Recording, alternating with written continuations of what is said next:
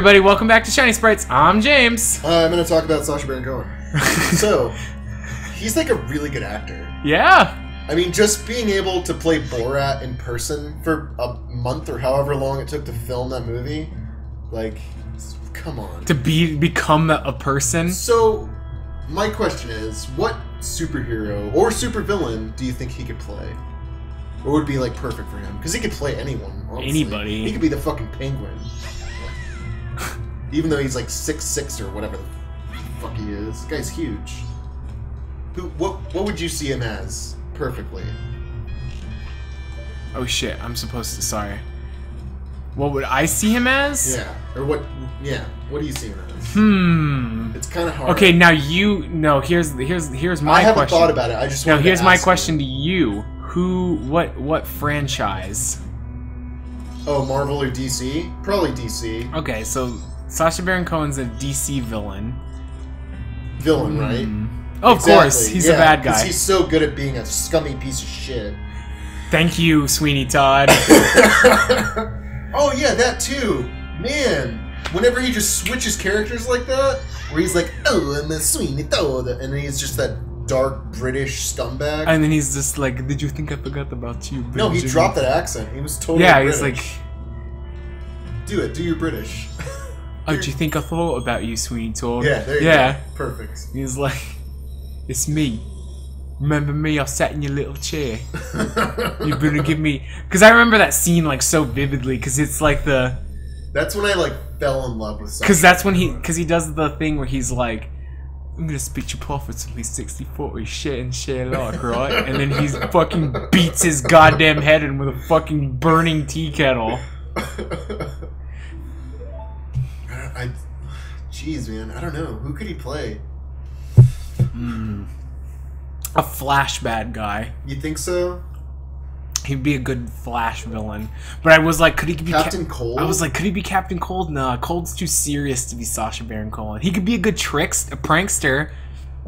Like the Weather Wizard? Oh, he'd be a great Weather Wizard.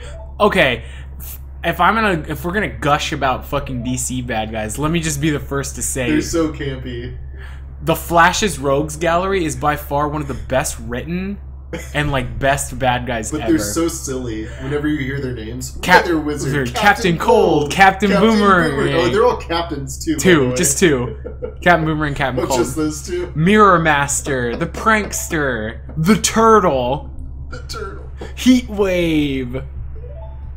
But like, it's funny because they're so well written and they have like their own little like world. They are. It's like, oh man, like okay, for those of you who don't know, first of all, Flash is where the term Rogues Gallery comes from. Yeah.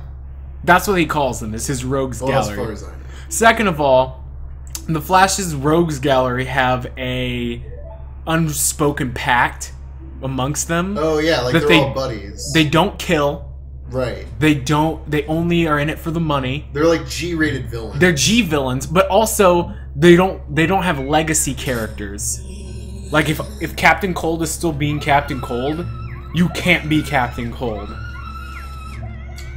Okay. If Weather Wizard is still Weather Wizard, you can't be Weather Wizard. You have to be your own thing. There's no legacy characters in the Rogues Gallery. They're the only people to do that. That's cool.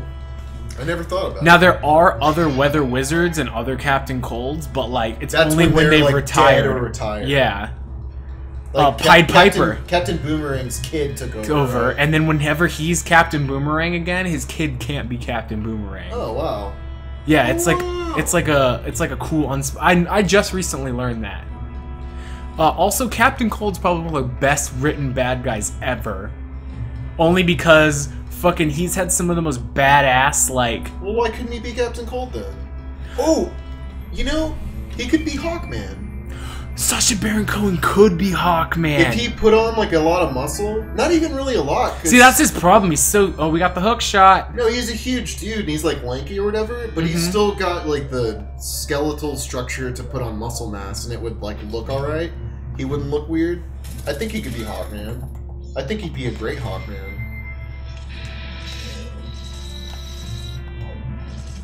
You know, he was Freddie Mercury, right? In the Queen movie? No. but he quit because the other band members wanted to like tone it down and not tell the truth about how their lives were or how Freddie Mercury actually was. Yeah. So he was like, okay, fine, I quit. Find somebody else. And they were already like halfway done filming. Really? Yeah. So they were trying to like hide shit about Freddie Mercury, Yep. and he was just like, nope. Yep. Gotta bring it all out in the open or we're not doing this. Yep. I would have fuck yeah. Yeah, totally. If I want every piece of my life to be out in a bio. If there was ever a biopic about me, I'd fucking want every piece of my fucking life out there. I mean, I know Freddie Mercury was really private and everything, and maybe that's what they were kind of hinting towards, like, ooh, we don't want anything like dark coming out. Because he did get AIDS, so obviously he slept around. So, I guess they were trying to hide all that, but, I mean, it's Sacha Baron Cohen. Look at any of his movies. He's the most honest celebrity ever, you could say. Maybe? Possibly? No? I don't know. But that came out and they were like, no, we're not going to do that. And he said, okay, well, find someone else. So normally you have to sneak past these, but since I have the stone mask on, I don't have to do that. She even looked at you. Yeah, stone She mask. looked right at you. Watch. Check this out, though. Halt. We aren't fooled by that mask. Let's fight.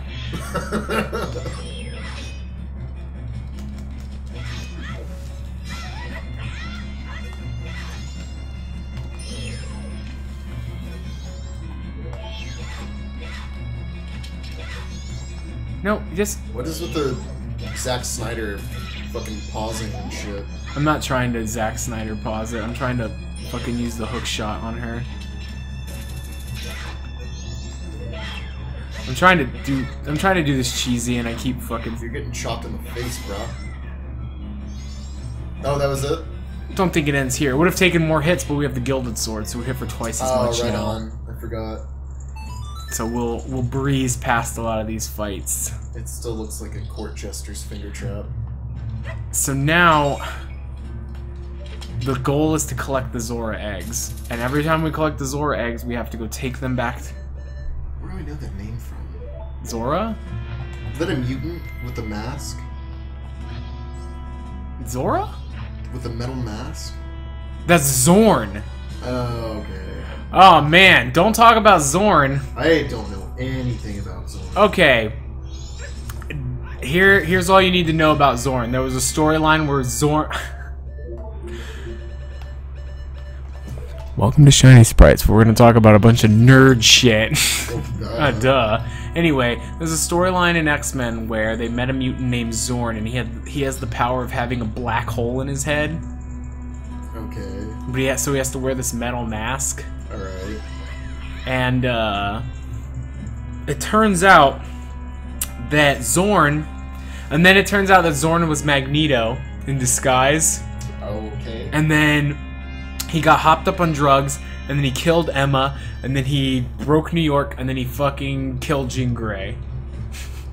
And then Wolverine... Naturally. And then Wolverine cut his head off. And then it was like, oh wait, it's not Magneto? And then it turned out... Then Magneto showed up in another book, and everyone was like, wait, what? And then they were like, nuh-uh, it was... Get this. This is by far one of the worst things Marvel's ever done, and they've never been able to live it down. It was Zorn's twin brother Zorn pretending to be Zorn, pretending to be Magneto. But why? But why? But why? Zorn, wrap your fucking head around that for 5 seconds. So Zorn's stupid. twin brother Zorn pretending to be Zorn, pretending to be Magneto. But why? Who got addicted to drugs, then fucking broke New York and fucking killed Jean Grey. But why? And got his head cut off by Magneto, by Wolverine. Fuck. Because the right... Was this the 90s? No.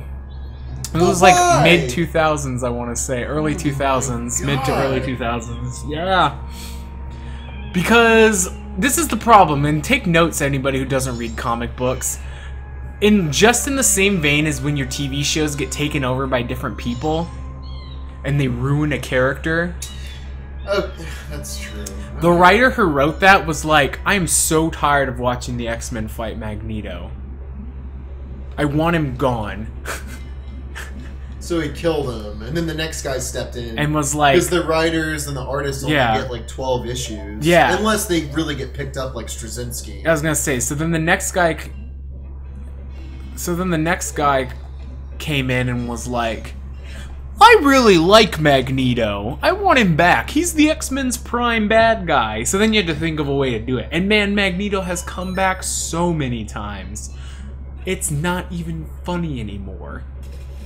There's actually a fucking old, like, this is the early days of the internet old I'm talking about here.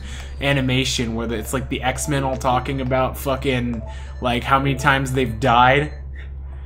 And fucking, like, it's Kitty Pryde, and she's like, I don't think I've died. And like, yes, you have. You died this issue. And she's like, Lockheed wants to know if we're counting alternate continuities. And Wolverine's like, oh man, if we're counting alternate continuities, man, I've died a lot. I think I remember that video. Yeah. So then fucking, you've got the whole fucking thing, and it's just like, oh my god. Like the worst, you know? Yeah, it's pretty bad. So, I've never liked the X-Men though. So. Oh, that's why I hate them, and people love them. I know. Especially here in San Antonio. Every time someone came in wanting to sell comics, it was, oh, well, I've got all the first editions of the 90s X-Men. Yeah, you and 10 billion other people, dude. Get out. We don't want it. Nobody It's like trying to sell the Death of Superman. Not only the Death of Superman, but silver. The special edition one, still sealed in the black plastic. All right. I got 50 of them in the back. I'll give you 50 cents. Just to be kind, I'll give you 50 cents. Well, rather than turn you away, I'll try and offer you something. Yep. That's how it fucking works, man. That's the way it goes. Which sucks for all the collectors nowadays, because there's like 10 billion editions of the same comic book. Even if you have the first edition, there's like 20 million that are printed. It will never be worth anything. Oh man, well, because that was a bait and switch. Remember, for a while in the 90s, that was the whole thing. Like, if you buy comics and save them. Yeah, because it was at that time when people were selling and making money. And people were like, whoa. Yeah, so they started collecting. And then, well, then Marvel was like... And then Marvel and DC. Worse. Marvel and DC were both really bad about this. They even were like, hey guys, if you have your comic books and you hold on to them, they'll be worth tons. But then they way overprinted. Yeah. If you have any books from the 90s, they're almost worth nothing because they're so saturated. Yeah. It's not even funny anymore. Even if you have like a first edition special cover, it's still worth nothing. There's just so many prints. There's probably some still sitting in a diamond warehouse somewhere. Yeah. The thing is, the only things that are worth real money are character first appearances, which don't really happen nowadays. And first of all, they have to be a relevant character. And the book has to be in good condition. Yeah. And it has to be graded. Welcome to grading. Jesus Christ, grading's the goddamn... Sorry to make you comic book fans feel bad, but your comics aren't worth dick. Yeah. Unless you have, honestly, original appearances. Like Amazing Fantasy 15. If you have, like, Hulk, what is it, like 78 or 79? The first appearances of Wolverine? That was in Hulk, though. Yeah, that's what I'm saying. If you have, like, Hulk 78, 79... Well, those like, still aren't really worth too much. Oh, they are, because it's Wolverine's first appearance in a comic book. Yeah, but it's still only, what, a couple thousand? Yeah, I was gonna say, it's no Amazing Fantasy 15 / fucking Action Comics. Or Detective... Or Detective Comics, again, 15. 8? Was it 15? It's something like that. I thought it was 15. That's, Batman. I was gonna say that's Batman. Journey to Mystery is probably worth a shitload now, because Ant-Man came out and it's popular again. I don't know. I mean... I don't think the movies really boost the prices. They do. That's why Marvel... not for long, like, not forever. I was gonna say, that's why Marvel cut Fan 4. Was to kill the Fan 4 movie. Even premeditatedly. Good. Oh, that movie's terrible. So bad it's... Me and Justin watched the original. The weekend it came out. We watched the original Fan 4 movie, like, 94 or 6 or whatever. Yeah. And we were really, like, sitting and, like, watching every frame. And we were like, you know, it seems like all the actors and everyone involved was really passionate about it. They just didn't have the budget. Like, the movie itself isn't that bad. It's just, as a whole, it's complete shit. Mm-hmm. Because it looks like a 90s soap opera. But we deduced that it's still better than the one that literally just came out. Oh yeah, fucking this should tell you that. On the next episode of Shiny Sprites, we'll fucking delve more into how shitty Fan 4 is. Bye everybody. Bye.